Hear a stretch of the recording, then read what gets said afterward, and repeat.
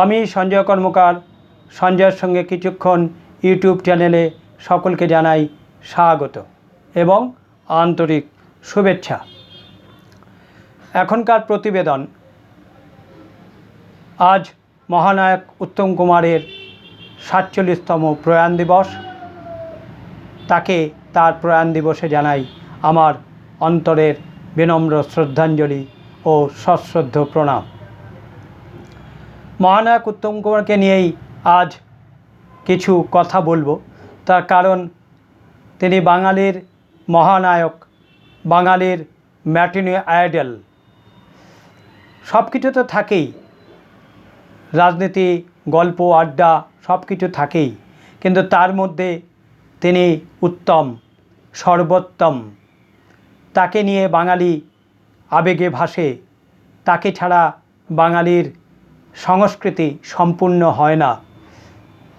তিনি আমাদের অন্তরের সর্বশ্রেষ্ঠ অভিনেতা। তার আগামী ১০০তম জন্মদিবস ৩রা সেপ্টেম্বর। আজ ৪৭ বছর হয়ে গেল, এটা তার ৪৭তম প্রয়াণ দিবস হয়ে গেল। তাকে আমরা আজও ভুলিনি। তিনি চির উত্তম, তিনি সর্বোত্তম, তিনিই উত্তম। তার ছবি আজও আমরা দেখি, আজও বাঙালি তার সিনেমা দেখে আবেগে ভাসে, চোখের জল ফেলে কাঁদে, কিংবা কখনো আনন্দে উল্লাসে উদ্বেলিত হয়, উচ্ছ্বসিত হয়। এরকম অনেক সিনেমা আছে উত্তম কুমারের, যা দেখে উচ্ছ্বসিত হওয়ার মতোই ঘটনা। তবুও তার কিছু কিছু সিনেমা মানুষকে একেবারে মুগ্ধ করে রেখেছে তার অভিনয়ের মাধ্যমে। তবে তার আগে দুটি তিনটি বিষয়ে কথা বলে নিই। সেটা হচ্ছে, আজকে মাননীয় শুভেন্দু অধিকারী মহাশয়, মুখ্যমন্ত্রী, তিনি কেওড়াতলা শ্মশানে একটি ফাইবারের আবক্ষ মূর্তি উন্মোচন করেছেন উত্তম কুমারের এবং প্রতিষ্ঠিত করেছেন। সেখানেই তিনি গেছেন এবং একটা ভাবগম্ভীর পরিবেশে তিনি ছোট্ট একটা বক্তব্য রেখেছেন। তিনি জানিয়েছেন তার সরকারের কর্মসূচি এবং উত্তম কুমারকে নিয়ে তার ভাবনা চিন্তা। এবং তিনি গিরিশ মুখার্জি রোডের উত্তম কুমারের বাড়িতেও গিয়েছিলেন। সেখানে তিনি তার পরিবারবর্গের সঙ্গে, আত্মীয় স্বজনের সঙ্গে তিনি সাক্ষাৎ করেছেন, সৌজন্য সাক্ষাৎ করেছেন এবং কথা বলেছেন। তিনি জানিয়েছেন যে আজকে প্রয়াণ দিবস, আজকে তাকে সশ্রদ্ধ চিত্তে স্মরণ করা হচ্ছে। তিনি স্মরণ করেছেন তাকে, কিন্তু আগামী ৩রা সেপ্টেম্বর তার ১০০তম জন্মদিবসে সরকার একটা বড় করে অনুষ্ঠান করবে এবং তার জন্য একটি কমিটি গড়া হবে। সেই কমিটির নেতৃত্বেই এই জন্মদিবস উদযাপিত হবে। এটা গেল এবারের বিজেপি সরকারের চিন্তাভাবনা। আর বিগত ১৫ বছরে মমতা ব্যানার্জি ২৪শে জুলাই মহানায়ক উত্তম কুমার স্মরণে অনেককেই মহানায়ক উত্তম কুমার পুরস্কার দিয়েছেন। রাম, শ্যাম, যদু, মধু সবাইকেই মহানায়ক উত্তম কুমার পুরস্কার দিয়েছেন। মহানায়ক উত্তম কুমার পুরস্কার সকলকে এভাবে গড়ে দেওয়া কি যায়, না দেওয়া উচিত? এমনকি উনি কিছু সিরিয়ালের নায়িকা, টিভি সিরিয়ালের নায়িকাকেও মহানায়ক উত্তম কুমার পুরস্কার দিয়ে তাদেরকে ভূষিত করেছেন এবং সম্মানিত করেছেন। কোনো কোনো বছর তিনি গায়কদেরও মহানায়ক উত্তম কুমার পুরস্কার দিয়ে তিনি তাদেরকে সম্মানিত করেছেন। সম্মানিত করা যায়, কিন্তু সেটা অন্যভাবেও করা যায়। তাই বলে মহানায়ক উত্তম কুমার পুরস্কার দিতে হবে সিরিয়ালের নায়িকাদের আর গায়কদের? অদ্ভুত বিষয়। যাই হোক, তৃণমূল সরকারের তিনিই ছিলেন পোস্ট, বাকি সব ল্যাম্প পোস্ট। কার ঘাড়ে কটা মাথা আছে যে তার বিরোধিতা করবে বা তার বিরুদ্ধে বলবে? তিনি দিয়েছেন মহানায়ক উত্তম কুমার অনেককেই দিয়েছেন। সে যাই হোক, তার মতো করে তিনি দিয়েছেন। তবে এটা বলাই যেতে পারে যে মহানায়ক পুরস্কারটা খুব বেশি হলে 3 জনকে দেওয়া যায়, খুব বেশি হলে এক বছরে, এর বেশি নয়। ততোধিক হলে সেটা একেবারে জলো হয়ে যায়, হালকা হয়ে যায় এবং সেটার গুরুত্ব কমে যায়। যাই হোক, তিনি যা বুঝেছেন, যা ভালো বুঝেছেন, যা ভালো ভেবেছেন তাই করেছেন, ওনার মতো করে উনি করেছেন। এটা গেল তৃণমূল সরকারের ব্যাপার বা তৃণমূল সরকারের সময়ের বিষয় নিয়ে আলোচনা। বামফ্রন্ট সরকারের সময় একটা বিতর্ক তৈরি হয়েছিল যে মহানায়ক উত্তম কুমারের মৃতদেহ রবীন্দ্র সদনে রাখা হোক। এটা অনেক কলাকুশলী শিল্পীরা চেয়েছিলেন এবং অনেক সাংস্কৃতিক ব্যক্তিত্ব চেয়েছিলেন যে রবীন্দ্র সদনে মহানায়ক উত্তম কুমারের মৃতদেহটা রাখা হোক। কিন্তু রবীন্দ্র সদনে মহানায়ক উত্তম কুমারের মৃতদেহটা সেই সময় অর্থাৎ তদানীন্তন বামফ্রন্ট সরকারের আমলে রাখা হয়নি। কোনো এক চিত্রশিল্পী বলেছেন যে তার বাড়ির সম্মতিক্রমেই নাকি এটা করা হয়েছে। যাই হোক, বাড়ির সম্মতি ঠিক অন্তর থেকে ছিল কিনা জানি না, বা তারা বাধ্য ছিলেন কিনা তাও জানি না। কিন্তু সুপ্রিয়া দেবী অভিযোগ করে গেছিলেন যে মহানায়ক উত্তম কুমারের মৃতদেহ রবীন্দ্র সদনে রাখা হয়নি। আজ যদি হতো তাহলে কি হতো? তখন অত সমাজ মাধ্যম ছিল না, ইলেকট্রনিক্স মিডিয়া ছিল না, গণমাধ্যম ছিল না, সোশ্যাল মিডিয়া ছিল না, ইউটিউবাররা ছিল না। আজ যদি হতো তাহলে তো সাংবাদিক কুল একেবারে নানান লক্ষ্যে নানানভাবে প্রশ্ন করে জর্জরিত করত, কেন মরদেহ রাখা হচ্ছে না, উত্তম কুমারের মতো মহানায়কের একটা গুরুত্ব যেখানে আছে সেটা কেন রবীন্দ্র সদনে রাখা হচ্ছে না। কিন্তু যাই হোক, বসুশ্রী সিনেমা হলে রাখা হয়েছিল মহানায়ক উত্তম কুমারের মৃতদেহ। সেখানেই তাকে শ্রদ্ধা জ্ঞাপন করা হয়েছে, সেখানেই তাকে শ্রদ্ধাঞ্জলি জানানো হয়েছে। কিন্তু আমার একটা বিষয় আছে, সেটা হচ্ছে যে বসুশ্রী সিনেমা হলে যদি রাখা যায় তাহলে রবীন্দ্র সদনে রাখতে অসুবিধে কী ছিল? যাই হোক, সেটা অতীতের ঘটনা, আজ থেকে 46-47 বছর আগেকার ঘটনা। এটা নতুন করে আমার মনে পড়ল। এবং উত্তম কুমারের মতন একজন মহানায়ক উত্তম কুমার, যা বাঙালির হৃদয়ে রয়েছে, বাঙালির চিন্তনে মননে রয়েছে, বাঙালির আবেগের প্রাণপুরুষ যিনি, তাকে কেন এরকম একটা সম্মান থেকে বঞ্চিত করা হলো তা রহস্যজনক এবং জানি না।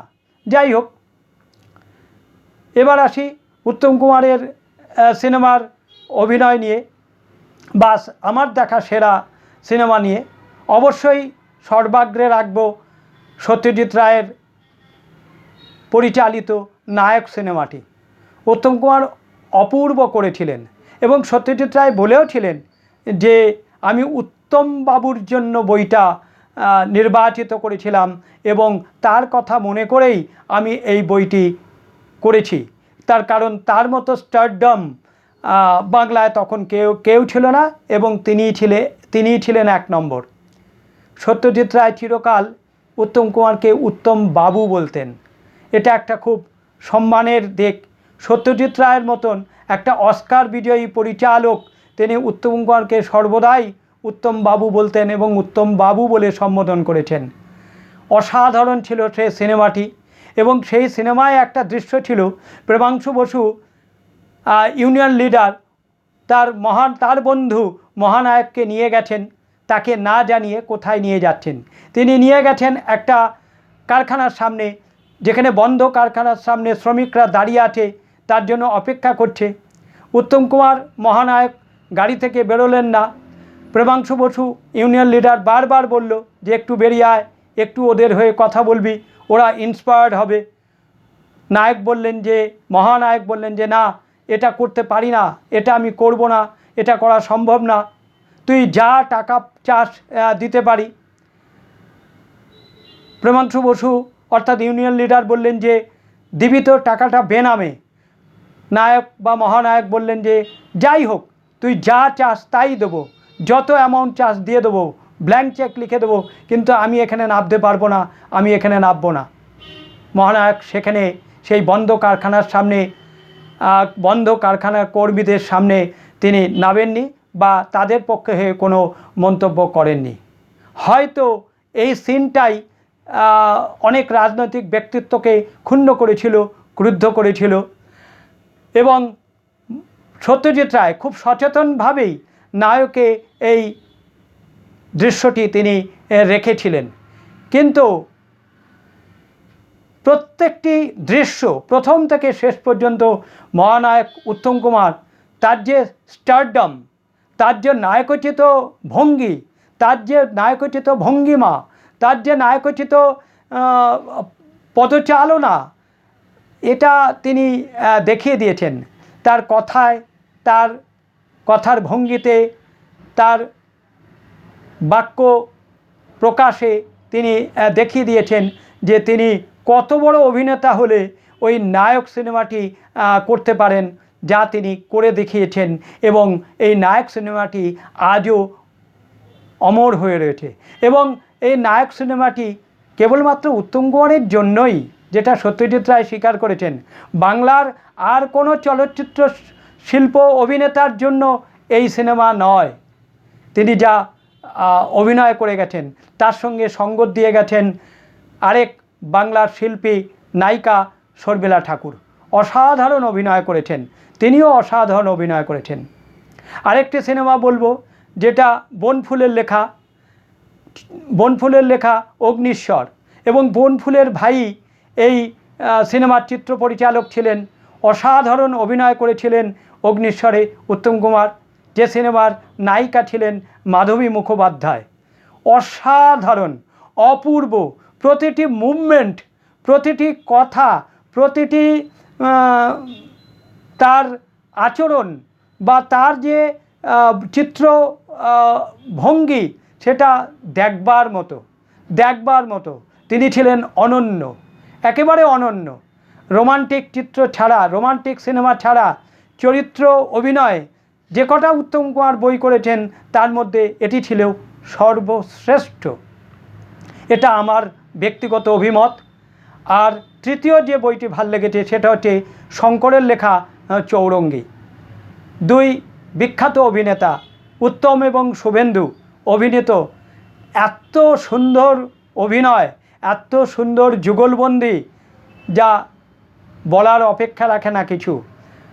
যে সিনেমায় উত্তম কুমারের নাম ছিল স্যাটা বোস। উত্তম কুমার নিজেই বলেছেন, আমার বাবা মা নাম রেখেছিলেন সত্য সুন্দর বোস, কিন্তু কর্মগুণে হয়ে গেছি স্যাটা বোস। সেই স্যাটা বোস আজও অমর হয়ে রয়েছেন। তার সঙ্গে, এই স্যাটা বোসের সঙ্গে অপূর্ব অভিনয় করেছে অঞ্জলা ভৌমিক নায়িকা, এবং তার পার্শ্ব চরিত্রে যিনি অভিনয় করেছেন তিনি শুভেন্দু চ্যাটার্জি। দেখবার মতো বই, অপূর্ব বই। উত্তম কুমারের প্রতিটি বই ভালো, প্রতিটি সিনেমাই ভালো, কোনটা ছেড়ে কোনটা বলবো, প্রতিটিই অপূর্ব। এরপরে যদি বলতে পারি, তাহলে অবশ্যই সুচিত্রা সেনের সঙ্গে সপ্তপদী, তারাশঙ্কর বন্দ্যোপাধ্যায়ের লেখা।